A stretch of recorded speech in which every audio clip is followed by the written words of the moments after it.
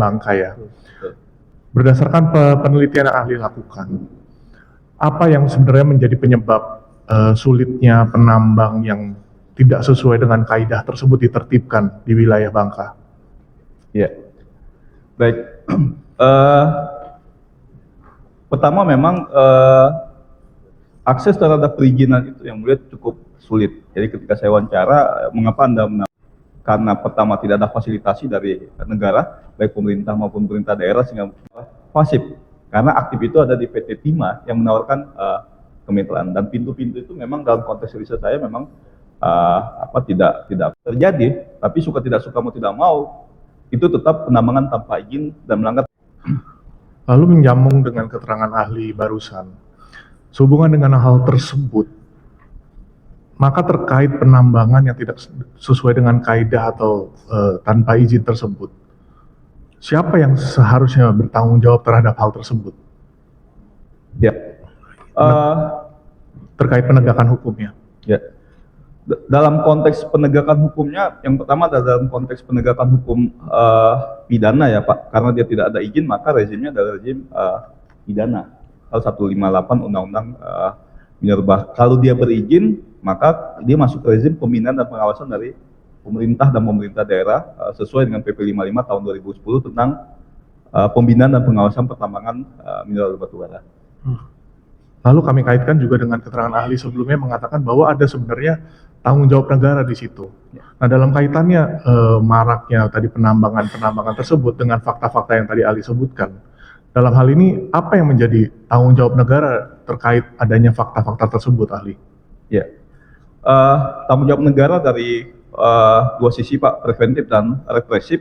Secara preventif harusnya negara hadir dalam konteks memberikan fasilitasi terhadap perizinan. Jadi negara harus hadir kemudian untuk menjemput bola agar kemudian rakyat setidak-tidaknya mendapat UJP dengan PT Timah. Itu pertama.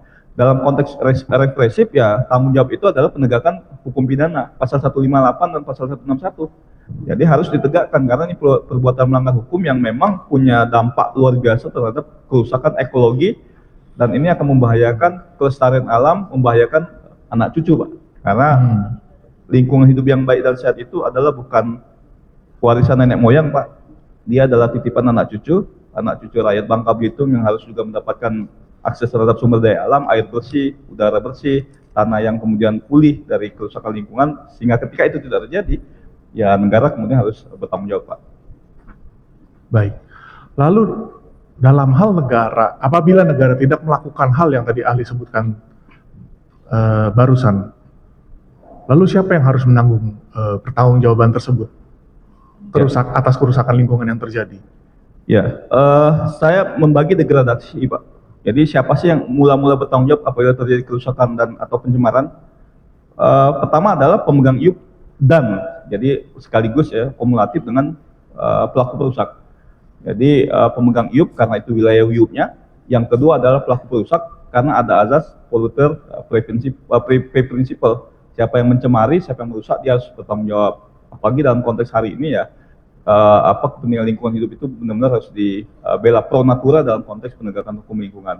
Itu yang mula-mula bertanggung jawab.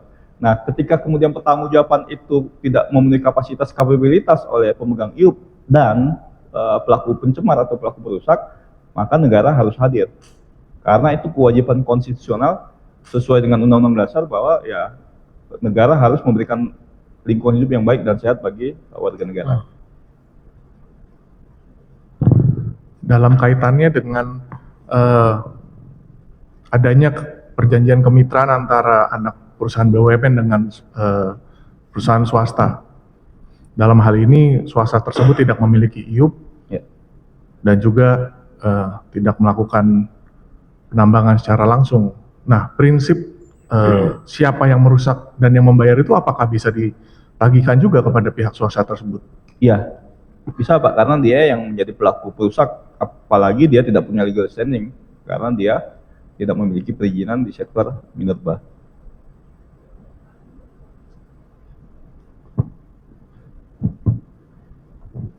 Izin melanjutkan yang mulia. Ya, melanjutkan pertanyaan terakhir tadi, ini bukan soal melakukan perusakan, tetapi ketika tadi kan saksi ada bilang kalau smelter harus punya IUI dan IUPK ya. Ya. Nah, apabila memiliki IUI dan IUPK, tidak punya IUP, tidak melakukan penambangan, apakah dapat dipertanggungjawabkan atau menjadi terbebani untuk pengerusakan lingkungan? Ya. Jadi dalam konteks ilmu lingkungan itu ada yang namanya ecological footprint. Jadi kerusakan itu berantai. Footprint itu jejaknya tidak boleh serta-merta, oh ini saya nggak ada jejak. Makanya banyak kemudian perusahaan-perusahaan asing itu yang kemudian menolak produk X karena dia menggunakan tambang ilegal.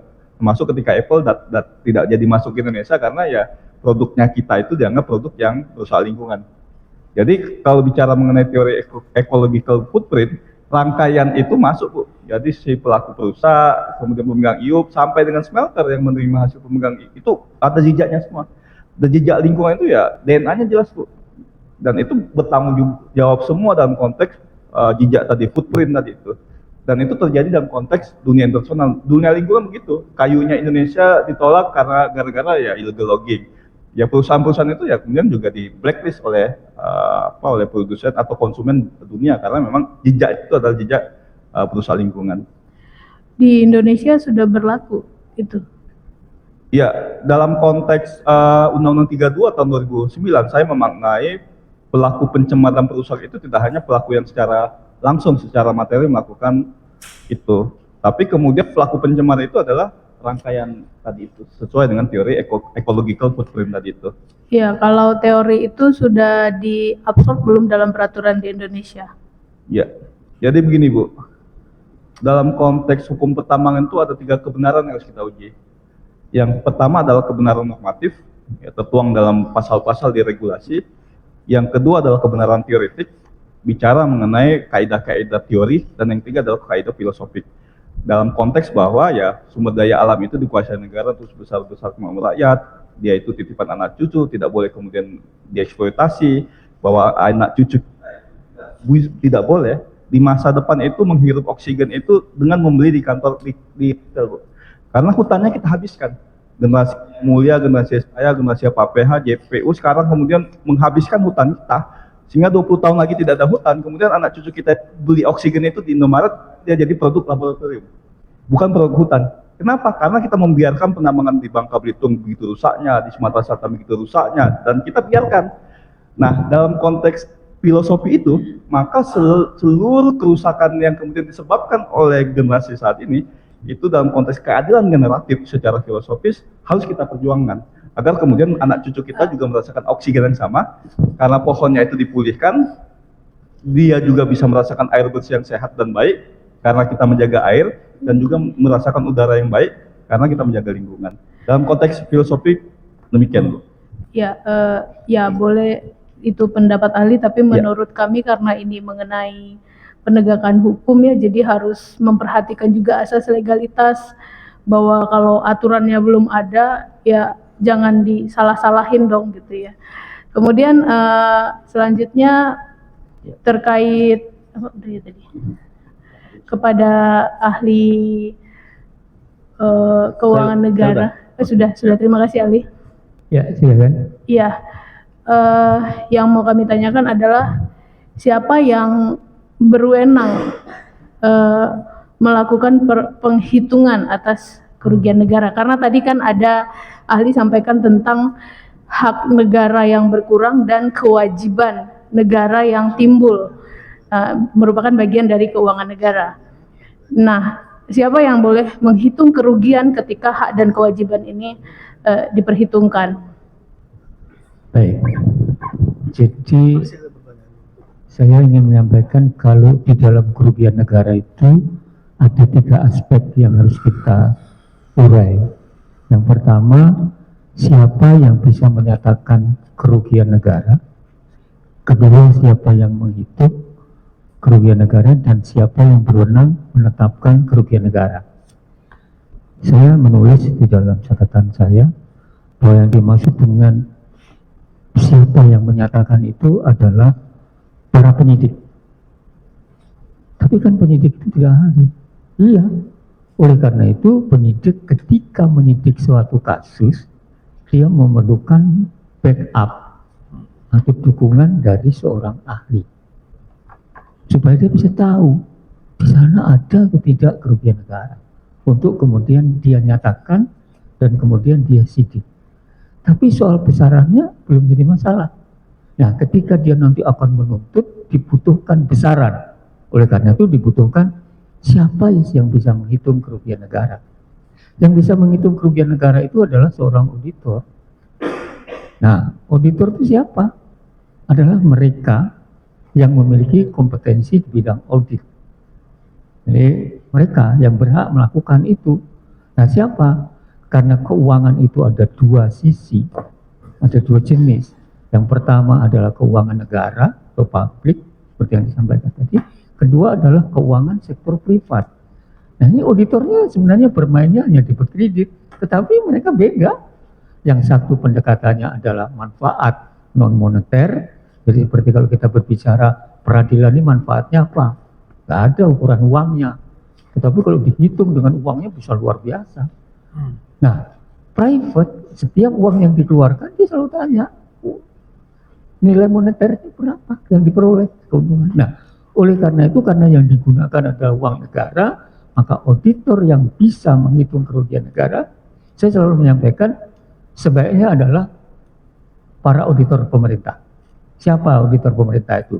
Dimulai dari auditor yang bekerja di BPK, auditor yang bekerja di BPKP, kemudian di inspektorat, dan semua di pemerintah daerah, termasuk satuan pengawas internal.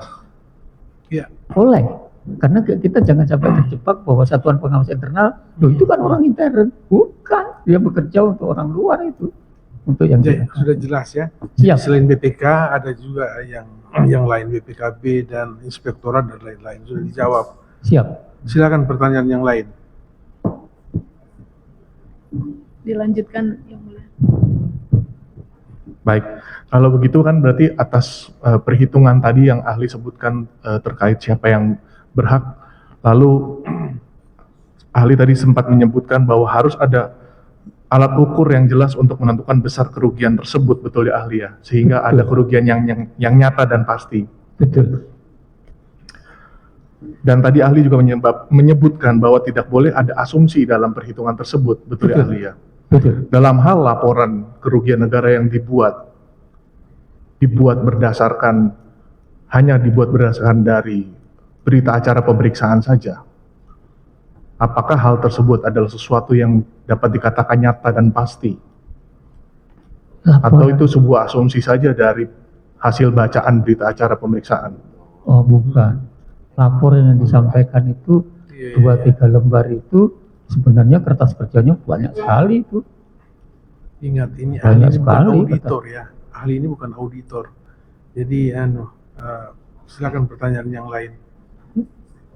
Baik yang mulia, kami hanya mengkonklusikan dengan hasil pemeriksaan sebelumnya, yang mana hasil pemeriksaan dibuat dari pembacaan BAP saja yang Iya, mulia. kita kan sama-sama menilai nanti kan, tadi sudah dijelaskan oleh ahli tadi, sudah jelas yang dijelaskan oleh ahli, nanti kita akan nilai bersama. Baik. Ya, silakan.